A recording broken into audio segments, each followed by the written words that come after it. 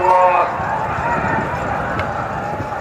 الحمد لله رب العالمين، والصلاة والسلام على سيد الأنبياء والمرسلين وعلى آله وأصحابه ومن تبعهم إلى يوم الدين. أما بعد، أعوذ بالله من الشيطان الرجيم. بسم الله الرحمن الرحيم. ولقد كتبنا في الزبور من بعد الذكر أن الأرض يرثها عبادي الصالحون. صدق الله العظيم. বাংলাদেশ খেলাফত মজলিস নীলফামারী জেলা শাখা কর্তৃক আয়োজিত আজকের এই গণসমাবেশে উপস্থিত সম্মানিত সভাপতি, উপস্থিত বাংলাদেশ খেলাফত মজলিসের কেন্দ্রীয় ও জেলা নেতৃবৃন্দ, অন্যান্য সমমনা ইসলামী সংগঠন সমূহের নেতৃবৃন্দ, যুব সংগঠন সহ সহযোগী সংগঠনগুলোর দায়িত্বশীল নেতৃবৃন্দ, বিভিন্ন থানা উপজেলা ও তৃণমূল পর্যায় থেকে সমবেত সংগঠনের নেতাকর্মী, সমর্থক ও সর্বস্তরের প্রভৃতি জনতা, নীলফামারী জেলাবাসী, আজকের এই মহাসমাবেশে দাঁড়িয়ে আমি সর্বপ্রথম মহান আল্লাহ রাব্বুল আলামিনের দরবারে শুকরিয়া আদায় করছি।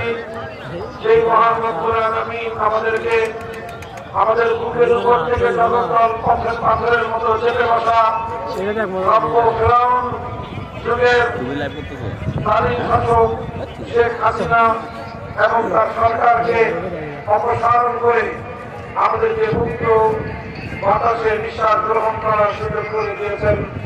সেই রব্বুল আলামিনের দরবারে কালিমাতুশ শুকর হাদিয়া পেশ করছি। আল্লাহুম্মা লাকাল হামদু ওয়া লাকাশ শুকর। আমি আজ বাংলাদেশে যে নিশ্চিন্ত, নিরাপদ, সম্প্রীতির একটি পরিবেশ সৃষ্টি হয়েছে, সেজন্য শ্রদ্ধা করে স্মরণ করছি ওই সকল আত্মত্যাগী বাংলা তামার সন্তানদেরকে দীর্ঘ 15 বছরের ফ্যাসিবাদ বিরোধী সংগ্রামে যারা নিজেদের জীবনকে কোরবান করেছে, মানুষের জন্য, মানবতার জন্য, জুলুম এবং অন্যায়ের অবসানের জন্য যারা শাহাদাত বরণ করেছেন।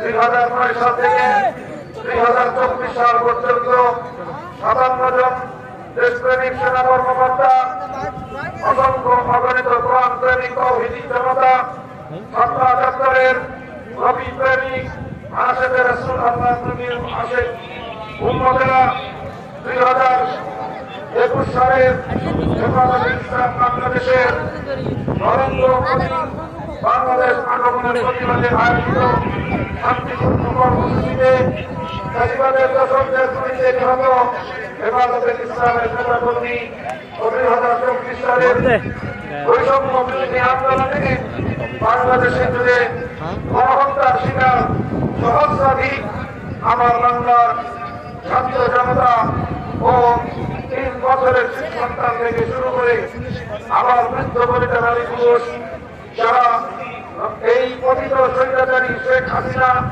এবং তার খুনি বাহিনীর নির্মম হত্যাকাণ্ডের শিকার হয়ে শাহাদাত বরণ করেছেন। আল্লাহ তাদের সকলের শাহাদাত কবুল করার জন্য দোয়া করছি এবং তাদের এই আত্মত্যাগ যেন গ্রহণ হয় আল্লাহর দরবারে এবং এদের বাংলাদেশের একটি সুন্দর ভবিষ্যৎ নির্মাণের জন্য এটি আল্লাহ পাক কবুল করেন। আল্লাহর কাছে প্রার্থনা করছি।